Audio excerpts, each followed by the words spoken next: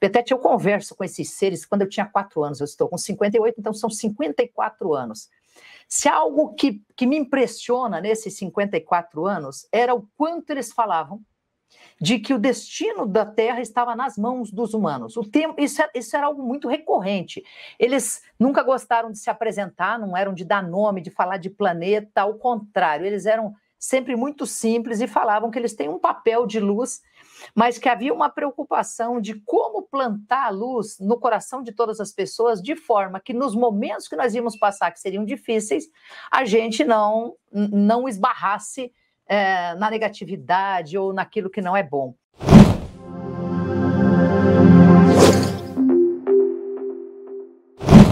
Então, são 54 anos escutando as mesmas histórias.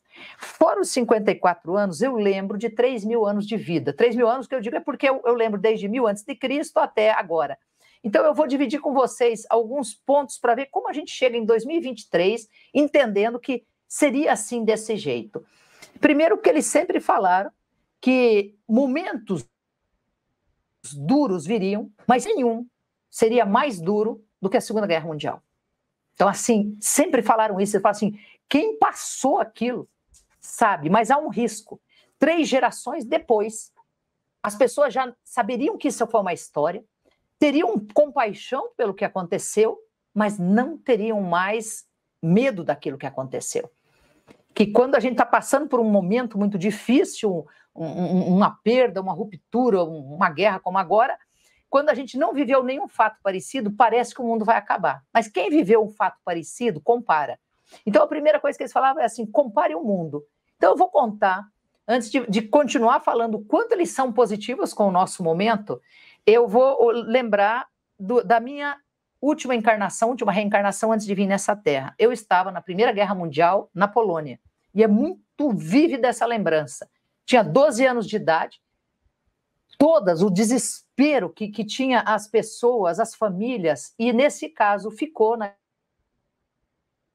minha casa, morreram na guerra, morreram de fome na situação da Polônia na época, e meu pai e eu, nós saímos, ele saiu, e nós ficamos na neve, e passamos algumas noites e dias de muito frio, então sem comida, acuados, já não tinha esperança, e o frio era tão intenso, que eu lembro bem, e vou mostrar para vocês o quanto isso faz sentido, eu lembro bem do quanto meu pai falava, ele falava assim, tudo é suportável, até a fome eu suporto, até a perda dos que nós amamos, porque eu acredito que eles estão melhor que nós, olha onde eu vou chegar, eles estão melhor, os mortos estão melhor que os vivos nesse momento, mas este frio é cruel demais para acreditar que a gente mereça.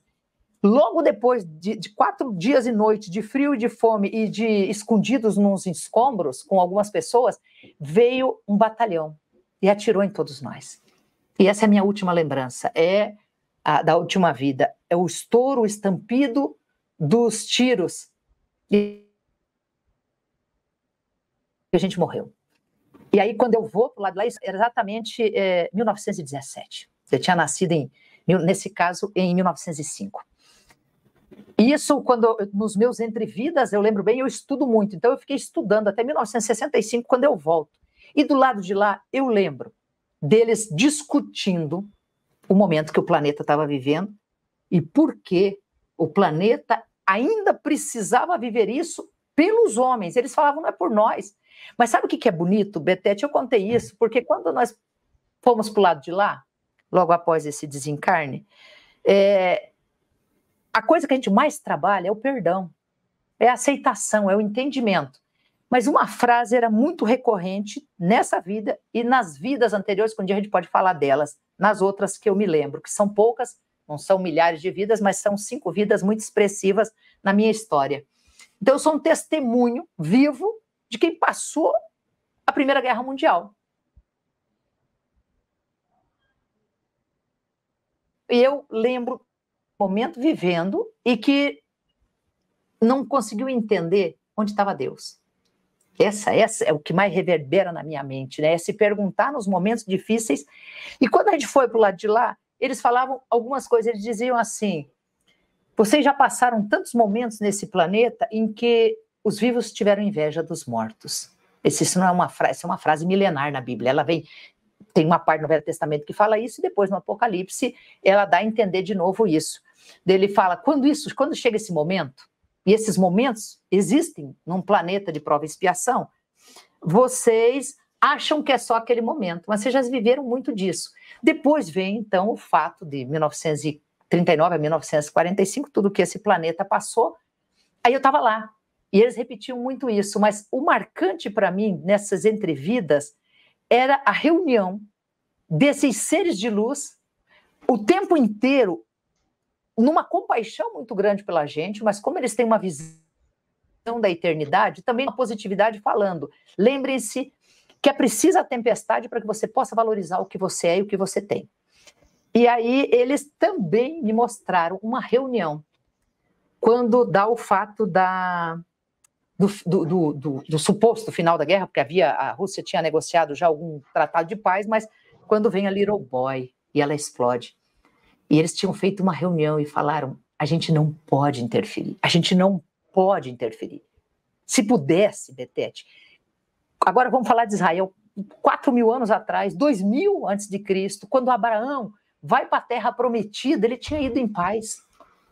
Mas desde que ele toma, desde Sodoma e Gomorra, Ló, aí nós vamos para José do Egito, as 12 tribos, nós vamos para Moisés, para o deserto, para o mar que se abre, e todos esses fatos, o ser humano tem muita dificuldade de querer paz, porque a paz pressupõe divisão, a paz pressupõe partilha.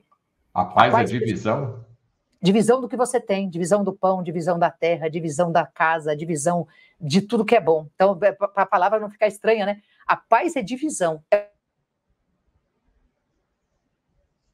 O único jeito de tocar o coração dos homens é via a maternidade e a paternidade. É o único jeito. Não há, no planeta Terra, não há algo tão grandioso quanto a maternidade e a paternidade. Então, você, quando pensa, vamos voltar lá para o tempo do Egito, então, 1.500 anos depois de Abraão, 1.500 anos antes de Cristo, quando esse povo, já conhecido como os filhos de Jacó, os filhos de Israel, que eles ficam escravos, eles são mais ou menos 1 milhão de pessoas, e que tem a história do êxodo, da saída do Egito. O que eles mais aprendem no deserto é justamente partilhar o pouco que tem. Porque nesse momento de guerra, o meu filho tem que ter a mesma importância que o seu filho. A minha filha tem que ter o mesmo valor que a sua filha. E é isso que eles aprenderam no deserto. Então a questão lá não é se foi 40 anos, se foi 10 anos, isso pode ser até relativo, mas é que naquele tempo eles aprenderam que o pouco que... Bonito ainda é quando você pensa que você tem uma história do maná que cai do céu, e que quando cai do céu, cai para brancos e negros, para ricos e pobres, para homens e mulheres, para crianças e adultos. Que quando as coisas vêm do mundo da paz, vêm para todo mundo. Então eles não segregam em hipótese alguma. Como eu tenho essa memória muito viva, eu chorei muito na minha vida, dos meus 5 anos aos meus 12 anos, mais ou menos. Eu chorava copiosamente, era algo assim, terrível. Em um único dia e lugar, você terá a oportunidade única de absorver o conhecimento dos principais nomes da medicina integrativa no Brasil. Eu estou completando 30 anos de carreira e selecionei de maneira criteriosa cada um dos meus convidados. Este encontro exclusivo, com apenas 300 vagas, reunirá as maiores autoridades da saúde integrativa no Brasil. Durante o evento, estratégias revolucionárias que têm transformado a medicina e terapias serão compartilhadas. São 9 amigos que estarão presentes comigo no dia 2 de dezembro, sábado. Dr. Roberto Zeballos, professor Alexandre Távola, doutora Fernanda Ben, doutora Maria Emília Gadelha, doutora Nise Yamaguchi, Dr. Luiz Augusto Conrado, doutora Lucy Kerr, Dr. Ben Schmidt, Dr. José de Felipe Júnior e o Dr. Alex Alves. Esse encontro de práticas integrativas na saúde é mais do que um evento, é uma experiência de transformação. Restam pouquíssimas vagas. Clique no link e garanta o seu lugar neste encontro que pode mudar a sua vida. Eu, Fernando Betete, vou estar te esperando com o meu livro autografado.